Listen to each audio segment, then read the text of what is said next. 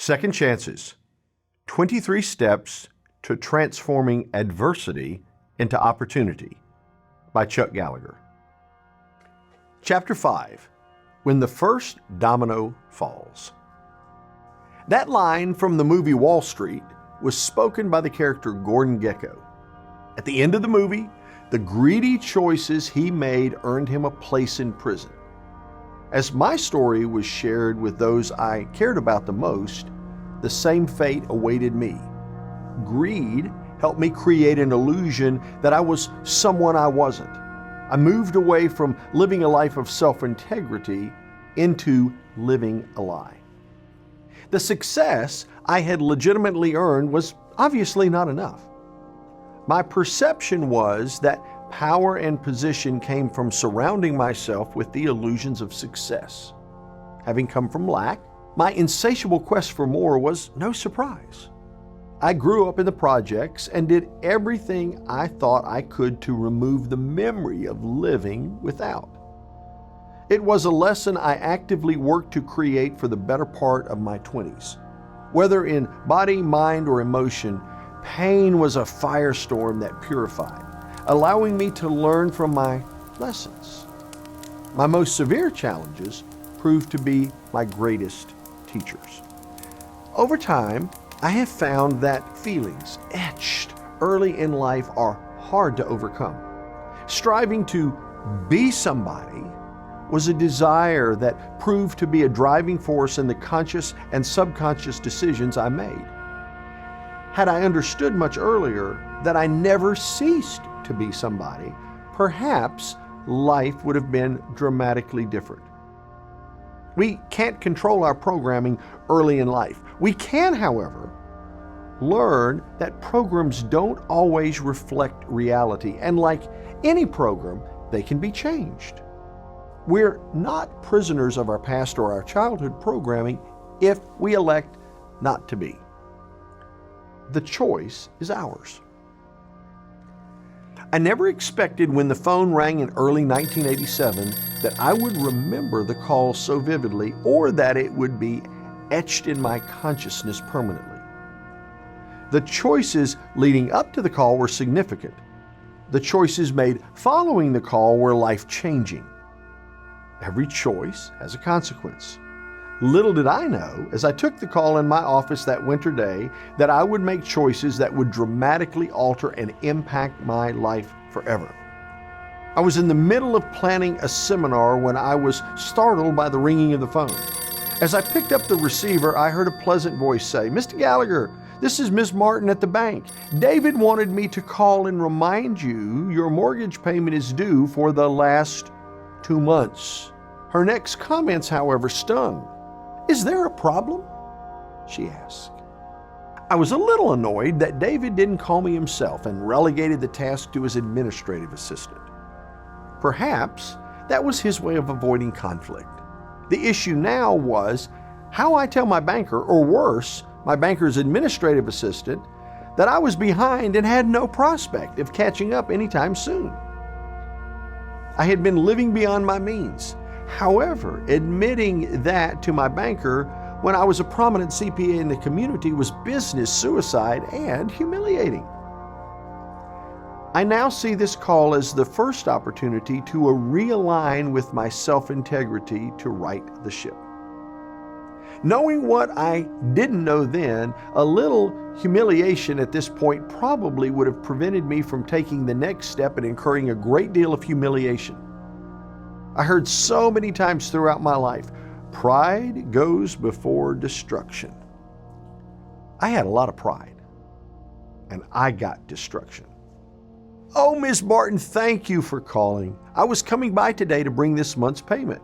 I've been so tied up with end-of-year tax planning, I just forgot. In fact, I'm a little confused." I lied. "Are you sure last month's payment hasn't already been made? You know, I paid several payments in advance several months ago. Perhaps it's been misapplied." The lie just flowed from me. The reality was I knew the payments were behind. She wasn't telling me anything I didn't already know. I just chose to fabricate my response, to lie, just to save face.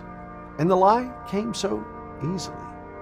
After all, how could a successful CPA allow his finances to fall into ruin while helping others successfully manage theirs? Humility failed me. My pride allowed me to maintain the illusions. "Let me check," she responded. "Hold, please." I don't know what I was expecting by asking her the question as I did. Perhaps a complete computer system failure would erase my erratic payment behavior and the problem would disappear. I was just deluding myself because I was creating an illusion with her. It was important to let her go through the motions.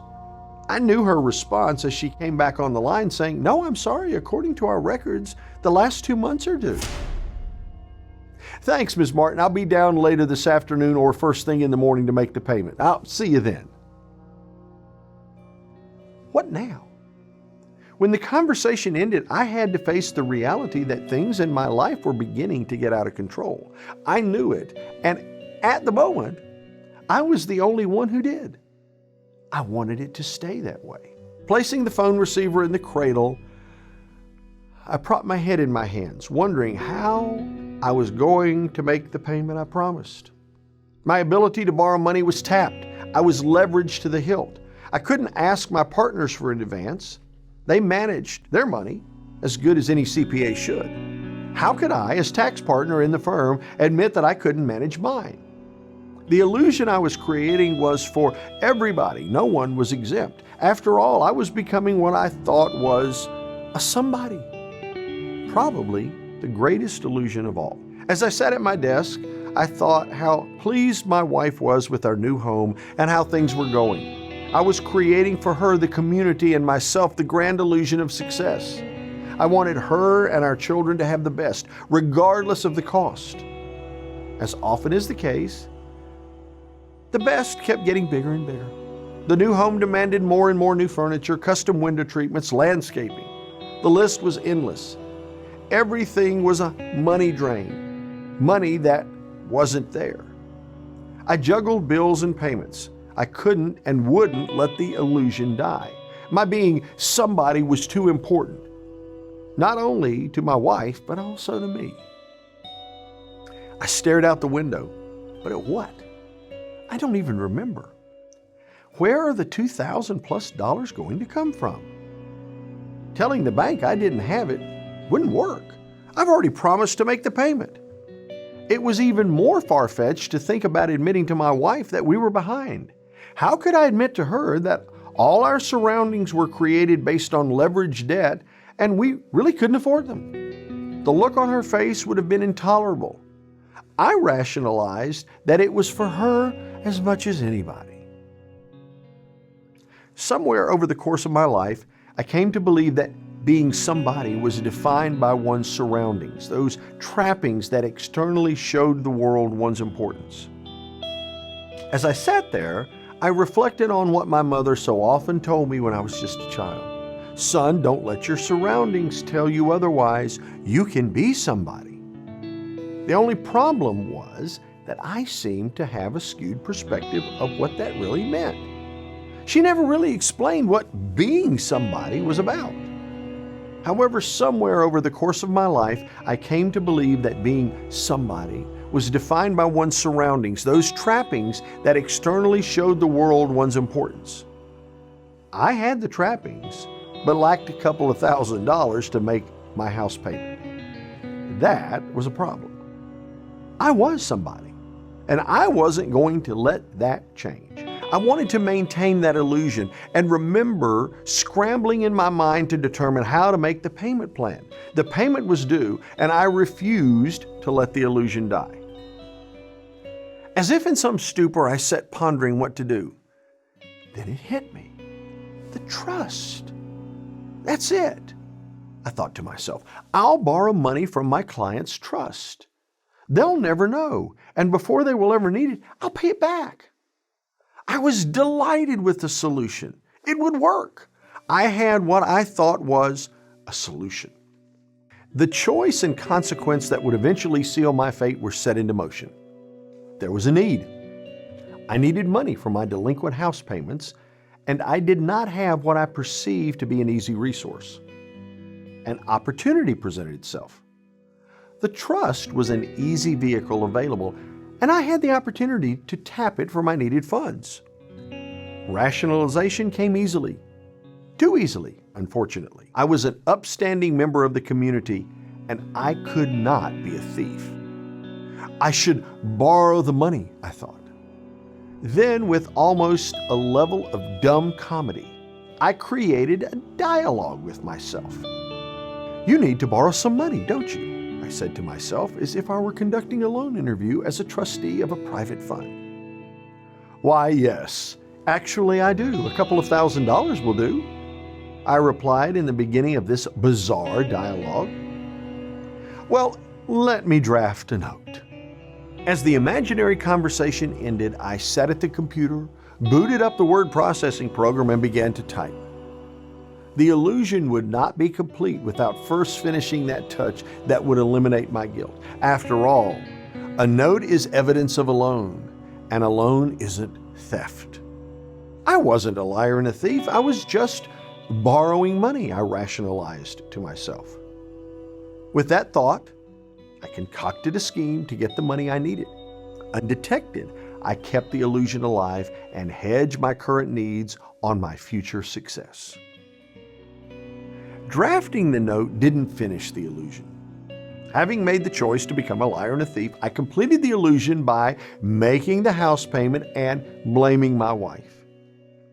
In the bank later that afternoon, I approached my banker's administrative assistant with check in hand, figuring it was time to get to know her. I said, "Please convey to David my apologies. I can't believe that this slipped through. You know, we just had our first child, and well, the challenge of a new baby in the holiday season, I suppose it just slipped her mind. She pays the bills." I became a little startled as David approached from behind. He had overheard most of what I said as I talked to Ms. Martin. He saw me entered and wanted to say hi. As I extended my hand in a kind-hearted gesture I'll never forget, he said, "Don't worry about it. Heck, I passed a bad check once when I was in college." We both laughed. No harm. The illusion was complete. I was wrong in blaming my wife. Other than admitting I was less than somebody, it was the only way. From the time we met, I was not what she wanted. I knew it. She told me. I have no idea why she married me, since I wasn't her prince. In order to compensate, I created illusions that I was someone different. I may not have been who she wanted, but apparently I was successful in my attempts to buy her love and her affection. She stayed with me and enjoyed everything I gave her. The illusion was not solely her fault. I was the one who was insecure, and I needed to create a diversion so no one else knew my self-worth was low. Through the illusions, I found strength. I didn't have to be real as long as I was being someone else. Regardless of motivation, I had tipped the first domino.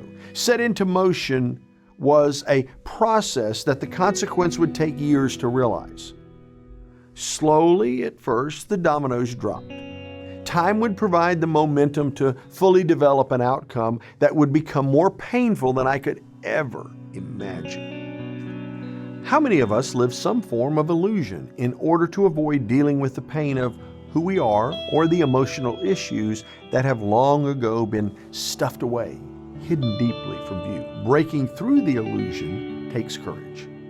Willingness to be ourselves is not always easy.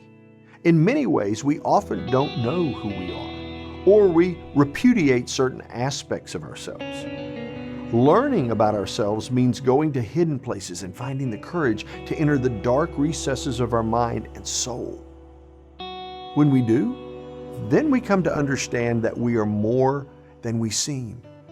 And we begin the process of learning to truly love ourselves as well as others. At that stage of my life, I didn't have the courage or the desire to go deep within myself. Frankly, I didn't even think about it. I was more comfortable living the illusion of being someone else than dealing with the consequences of being me. If I didn't like who I was without the illusions, how could anybody else? After all, my wife didn't like me without the illusions. I just didn't realize that I, like most everyone, had areas of self-worth, and that low self-worth was my inner trapping that provided the foundation of the illusion. I'm not alone in maintaining illusion. My uncle abused alcohol. The consequences were painful for his mother and father, his brothers and sisters, especially his wife and children. In fact, his choices cost him his family. Time after time, he had the opportunity to make different choices, and time after time, he created the illusion of change while holding his booze in the children's play toys or other obscure places. He worked harder on creating the illusion than he worked on changing his choices. Yet changing his choices was the only thing that would create the outcome that could eliminate the illusion. Once again, low self-worth was the internal trapping, creating the foundation for the illusions. I recall watching his life slowly being destroyed and thinking, how sad. Yet, just like him, I was doing the same thing. Only my destructive tool was money. As I made this one profound choice, the dominoes fell, and once started, they would not stop. At various times, we all experience windows of opportunity or intersections for choice and change. During these times, there may be many possible futures. We may be aware of these potential outcomes. Most times, however, we remain in a state of fog, not clearly seeing what our choices will yield as an outcome. How wonderful it would be if we could stop and take time to fully explore the outcomes of these probabilities. That concept is what has been called consequential thinking. By listening to our inner guidance and letting go of limiting thinking, we can explore many possibilities. This choice could yield that consequence. On the other hand, that choice could provide something entirely different. Unfortunately, I didn't take the time to listen to my inner voice. How do we learn to listen? This is a question I've asked myself and still do at times. The first step is to become aware of and accept who we really are in our humanity. We are created as unique beings, and as unique beings, we have unique experiences and unique journeys. We have to trust our own uniqueness and recognize that the messages we receive come in ways other than a burning bush. Our connection to the Creator comes from within. By paying attention to our inner senses, intuition, and imagination, we receive guidance.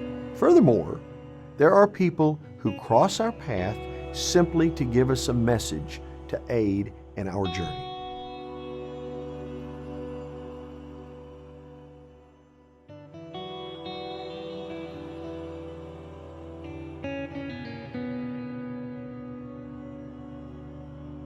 For many of us, paying attention to our inner senses or intuition is difficult. Many times this task is hampered because we don't find time to relax and be still. We're so busy with working, achieving success, and raising families that being still is an unknown concept.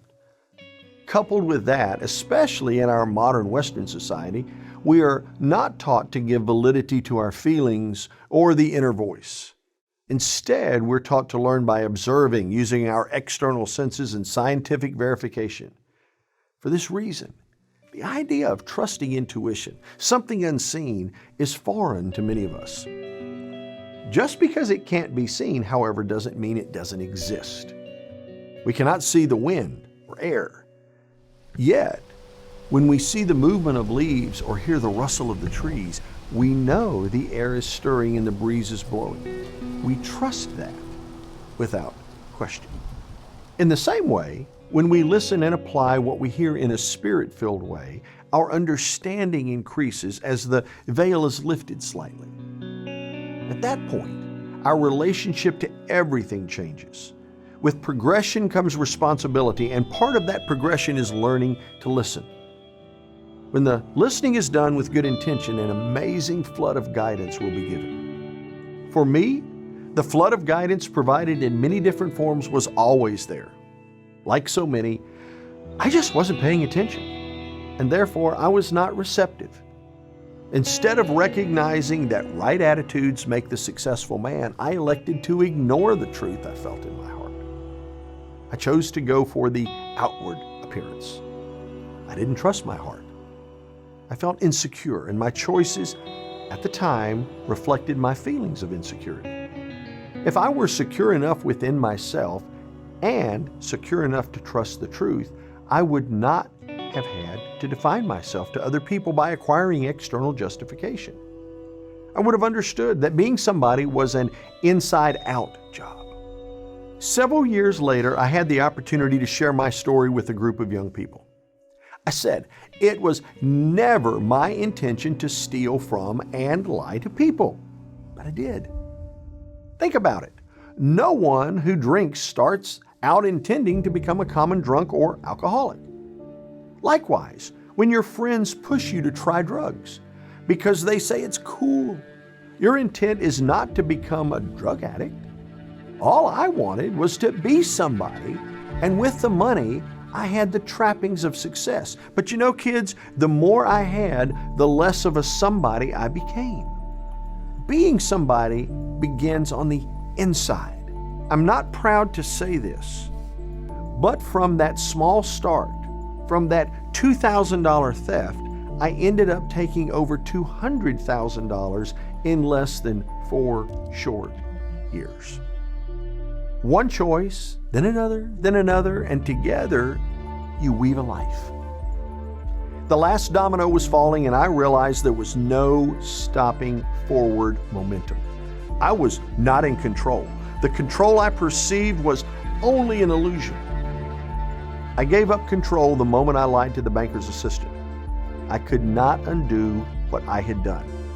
A power greater than I would be needed to help me clean up the wretched mess I had created by moving away from self-integrity.